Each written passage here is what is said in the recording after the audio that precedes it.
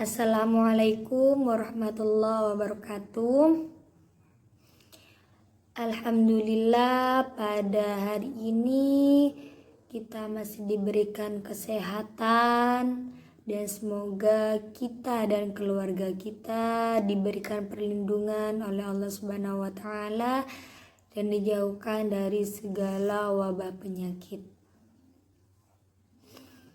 Baiklah, di sini saya akan mempresentasikan makalah saya yang berjudul Status Anak dalam Fikih. Dengan saya sendiri, nama saya Ekvi Roshida Amalia dari kelompok pertama. Jadi apa sih status anak di dalam fikih, kedudukan anak di dalam fikih itu seperti apa? Jadi di sini anak sendiri merupakan hadiah dari Allah Subhanahu wa taala untuk kedua orang tua supaya dijaga, dirawat dengan baik, kemudian diberi nafkah, kemudian diberi pendidikan yang baik sampai ia dewasa atau sampai ia bisa mandiri sendiri. Seperti itu. Terus bagaimana dengan anak angkat, kemudian anak tiri, ada anak asuh, kemudian dan anak di luar nikah. Nah, baiklah, di sini yang pertama saya akan menjelaskan tentang anak kandung terlebih dahulu. Jadi jelas ya, kalau anak kandung itu merupakan anak yang dilahirkan dari perkawinan yang sah antara bapak dan ibunya, seperti itu. Jadi orang tua ini mempunyai kewajiban terhadap anaknya, yaitu memberi nafkah yang baik, merawat, menjaga, dan memberikan biaya pendidikan sampai ia dewasa, sampai ia bisa berdiri sendiri, seperti itu. Dan juga anak kandung ini merupakan penerus bagi orang tuanya. Jadi si anak kandung ini merupakan penerus dari kedua orang tuanya sendiri, seperti itu. Kemudian yang nomor 2 yaitu adalah anak angkat. Sebagaimana firman Allah Subhanahu wa taala dalam surat Al-Ahzab ayat 4 dan 5 yang menyatakan, Dia tidak menjadikan anak-anak angkatmu sebagai anak kandungmu sendiri. Yang demikian itu hanya perkataanmu di mulutmu saja. Panggillah mereka atau anak-anak angkat itu dengan memakai nama bapak-bapak mereka. Jadi pengertian anak angkat sendiri yaitu yang mana pemeliharaan seperti biaya pendidikan dan lain-lainnya itu beralih tanggung jawabnya dari orang tua kandung kepada orang tua angkatnya, seperti itu. Akan tetapi dalam hubungan darah, dalam hubungan keturunan, si anak angkat ini tidak akan tetap anak angkat tidak akan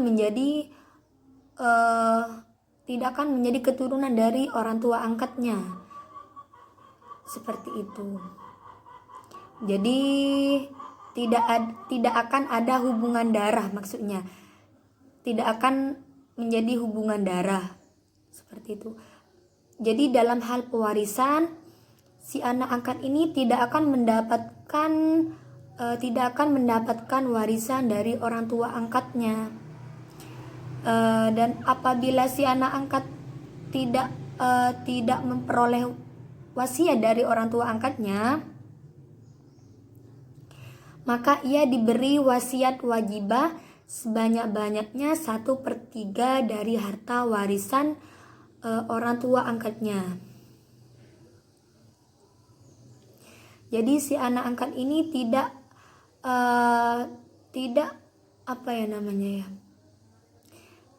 dijadikan dasar mewarisi, karena prinsip dasar untuk mewarisi adalah hubungan darah dan perkawinan. Demikian juga pengangkatan anak tidak mengakibatkan halangan untuk melangsungkan perkawinan, seperti itu. Kemudian yang nomor 3 yaitu adalah anak tiri, yang mana anak tiri ini misalnya si anak ini mempunyai orang tua kandung. Nah, kemudian bapak sama ibunya ini bercerai. Bapak dan ibunya bercerai, dan si anak ini entah ikut bapak atau ibunya. Kemudian bapak dan ibunya ini nikah lagi dengan suami atau istrinya yang baru. Jadi itu adalah pengertian dari anak tiri. Kemudian bagaimana status dalam fikih untuk anak tiri ini, kedudukannya anak tiri ini? Jadi anak itu tetap berada pada tanggung jawab orang tuanya. Dan apabila di dalam suatu perkawinan tersebut pihak istri membawa anak yang di bawah umur atau belum dewasa, dan menurut keputusan pengadilan anak itu Islam, masih mendapat nafkah dari pihak bapaknya sampai ia dewasa, maka keputusan itu tetap berlaku walaupun ibunya telah kawin lagi dengan pria yang lain. Jadi kedudukan anak tiri ini menurut Islam sendiri yaitu tetap mereka mempunyai karena anak tiri ini mempunyai ibu dan bapak kandung. Jadi maka dalam hal kewarisan ia tetap mendapat hak waris dari harta kekayaan atau peninggalan warisan dari ibu dan bapak kandungnya apabila ibu dan bapak kandungnya ini meninggal dunia. Seperti itu. Baik, yang nomor 4 yaitu adalah anak piara atau anak asuh, yang mana anak piara atau anak asuh ini dalam masalah kelangsungan hidupnya seperti biaya hidupnya sehari-hari, kemudian biaya pendidikan itu ditanggung oleh orang tua asuh mereka. Seperti itu. Dalam hal anak piara ini ada yang hidupnya mengikuti orang tua asuh, akan tetapi dalam hubungan keturunan mereka tetap tidak ada hubungan hukum dengan orang tua asuh. Jadi tidak ada hubungan keturunan, tidak ada hubungan darah dengan orang tua asuh mereka, karena mereka itu adalah hanya anak asuh yang dipelihara atau yang hanya diberikan biaya kehidupan sehari-hari dan biaya pendidikan.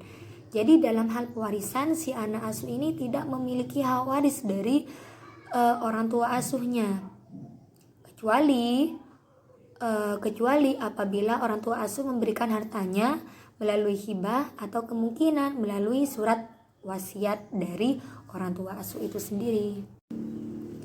Kemudian yang terakhir yaitu adalah anak di luar nikah, yang mana anak di luar nikah ini yaitu seorang anak yang dilahirkan melalui hasil hubungan kelamin tanpa adanya ikatan perkawinan antara ibu dan bapaknya.